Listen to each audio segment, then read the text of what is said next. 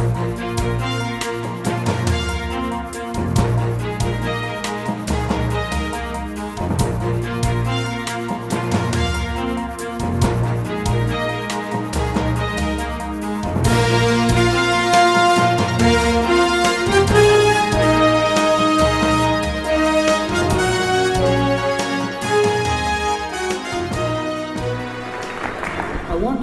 the Neurosciences Institute for providing this auditorium to our forum. It's part of the Performing Arts at the Neuroscience Institute series.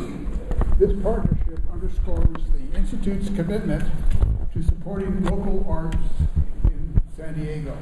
With inspiration drawn from Jacob Bronowski, the Bronowski Art and Science Forum explores the concept of the nobility of man with an acknowledgement that there needs to be a continued engagement between science and the humanities. Tonight, keeping with the spirit of Jacob Bronowski, the forum brings together two neuroscientists and a musician. Tonight, we engage this divide with rhythm. Our guides, three distinguished scholars, two neuroscientists, and a world-renowned percussionists. Individually, their accomplishments and accolades are outstanding.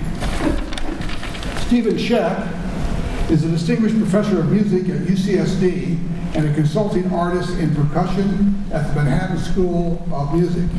In the 1990s, he was the percussionist for Bang on the Can All-Star New York City, and from 2000 to 2004 served as the artistic director of the International Center of Percussion in Geneva.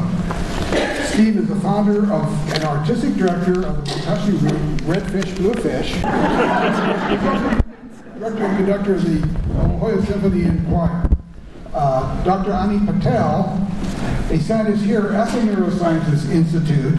He is a senior fellow in theoretical neurobiology and the Esther J. Burnham Senior Fellow. Research focuses on how the brain processes music and language. He is also president of the Society of Music Perception and Cognition.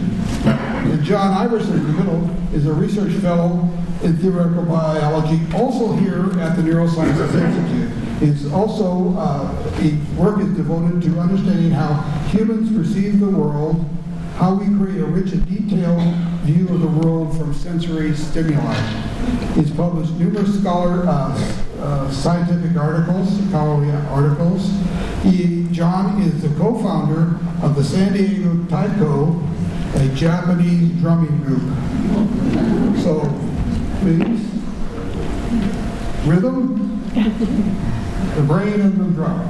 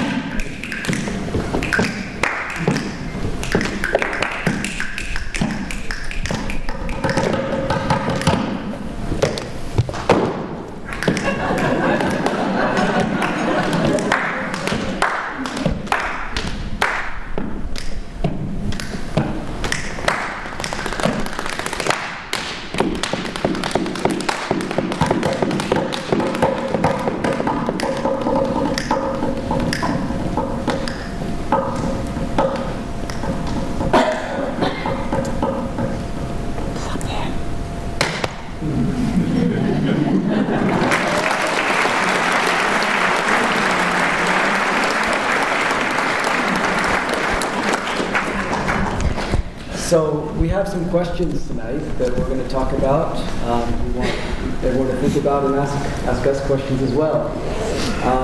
Starting with the question, what is the beat? Is it something out there, or is it something in here? And I have questions. How is rhythm used by performing musicians, and how is it perceived by listening musicians? And even though it seems so simple, are we the only species that feels it, or is it something that crosses species boundaries? And what about rhythms without a beat? What are those about, and how important are they?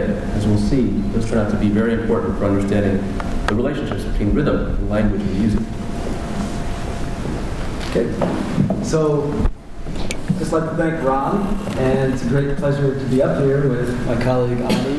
We're both here at the Neurosciences Institute. Thanks to NSI for giving us this great opportunity to do research and supporting us. And great honor to be up here with Steve Schick, who's a musician that we really respect. And I've always enjoyed this kind of interplay between science and music and science. And I think you'll see from today that we're not adversarial, okay? There's no thought that science is going to ruin the mystery of music. If anything, maybe we'll see that it enhances it.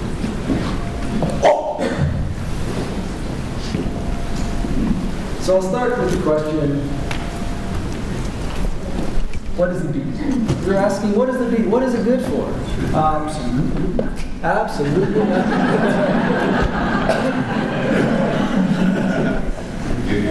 And I think everyone has an idea of what a beat is, but let's listen to some music and just feel what's happening inside of you as you listen to music.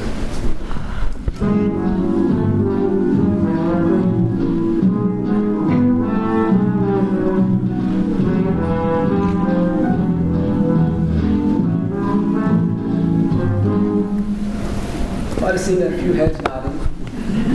Okay. So I think most of you could tell me where the beat is in that music. I'm going to play the same music now with a beat track overlaid on top of it. And I'm going to play one version where the beeps are on the beat, and another version where they're off the beat. So let's see if we can tell the difference.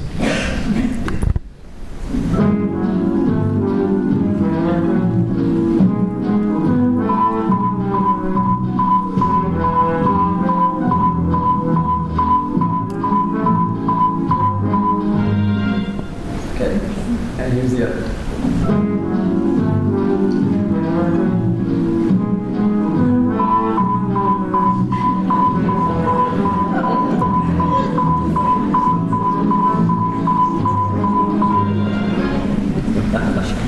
So I gather from some of the laughter that you know what's going on. So the first one, of course, the beeps were more or less on the beat. The second one, they were too fast.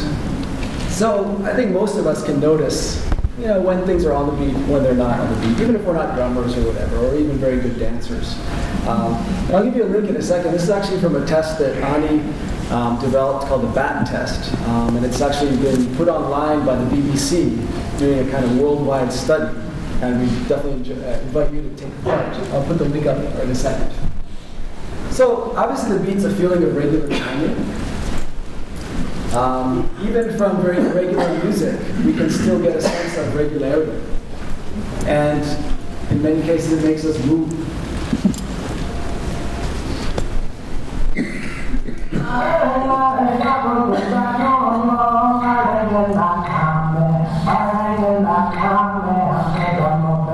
So it's a little collage of different ways. Music has made us move over the centuries.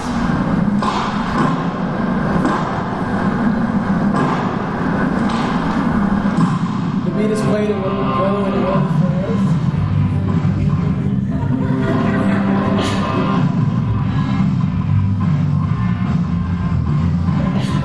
And it unleashes some kind of good.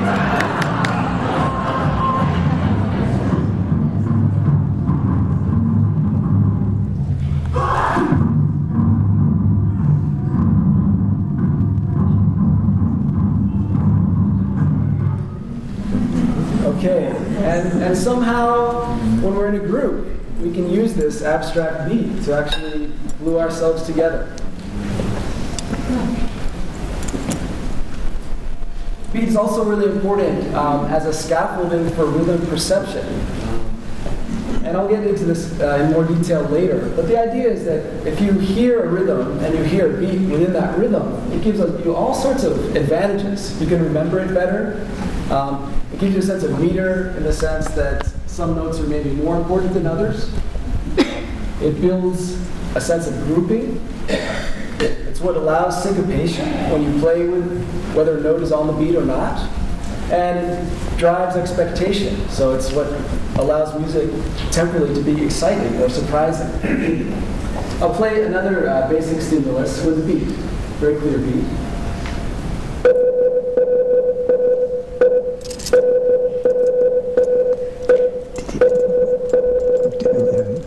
Okay, I reckon everyone could more or less tap their foot to that. That sounds like a march. I'll just tap along with that.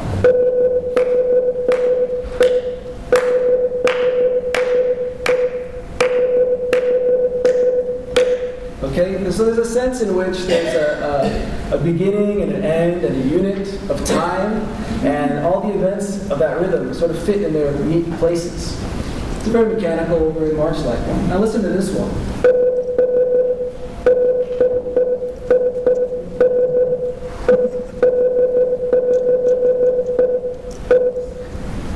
I don't know about you, that almost gives me a heart attack. Okay, you're trying to find the beat, but it's sort of shifting all the time. So as Ani mentioned, you know, the beat's important, but is it all there is? You might even think of the beat and meter to be restrictive. And I'm going to talk about the beat being a product of our brain, because I'm a neuroscientist. But you know, the deep questions are how does our brain do this beat thing? And of course, you know, why ever does music make us move? So here's the link to that test if you are interested. BBC, just search on Google, BBC Lab Music Test. Okay? I'll turn it over to Ani now. Steve, play something. So John illustrated the beat for us, and at some level it just seems so utterly simple. I mean, how complicated can it be for a brain to feel a beat and to move to a beat? So you would think this is a very basic kind of thing. Maybe we could see all kinds of species doing this. Well, it turns out that that's not the case. Let me just show you. I'll tell you about a remarkable study that was done recently in Mexico. So people who study the brain often will study primates, other primates, because you can measure things from their brains in ways that are very difficult to do with the human brain. You can implant electrodes and study things while they're doing different kinds of tasks. This is done all the time. So a lab in Mexico said, well, we're interested in timing. So let's get some monkeys to tap to the beat of a metronome. How hard can that be? Now, monkey neurophysiologists are famous for getting their monkeys to do incredibly complicated things. And, you know, we asked monkey neurophysiologists, how hard is it, do you think, to get a monkey to tap to the beat of a metronome? They go, oh, my monkey can do that. So, you know, here at the Institute, we worked with a variety of people. We had a monkey neurophysiologist once who trained a monkey. This is part of a serious neuroscience study about vision and motor coordination and understanding how that works in the brain, to trace a circle using a mouse that controlled a cursor that, you know, you had to control a cursor with a joystick to make it go in a circle, but the monkey was wearing virtual reality goggles that gave it a different image, so to actually make the cursor go in a circle, the hand had to go in an oval. Now this is not easy. I mean, it's probably taken me months to learn this task. But the monkeys learned this task, okay? Very complicated sensory motor task.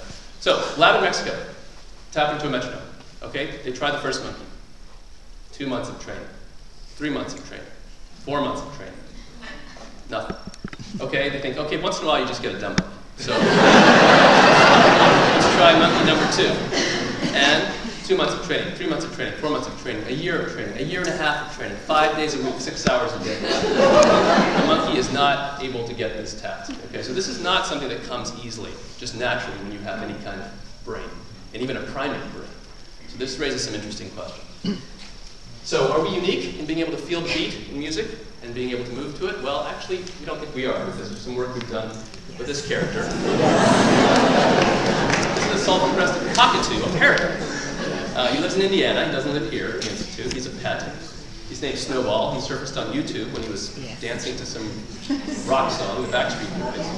And I'll tell you about the research we've done with him, which has basically shown that we are not the only species that can feel a beat and move to it, and the kinds of neuroscientific issues that that raises. And then finally, the second part of my presentation will be about, well, what about beyond the beat? Clearly, there's more to music than beat. There's more to rhythm than beat. And understanding that is crucial for really understanding relationships between rhythm and language and music. And here I want to talk about a really provocative intuition that's been floating around among musicologists and linguists for over 50 years. It's something about a nation's, the composer's native language somehow influences the rhythms of their music. They're purely instrumental music. What does that mean? Let me try and illustrate it.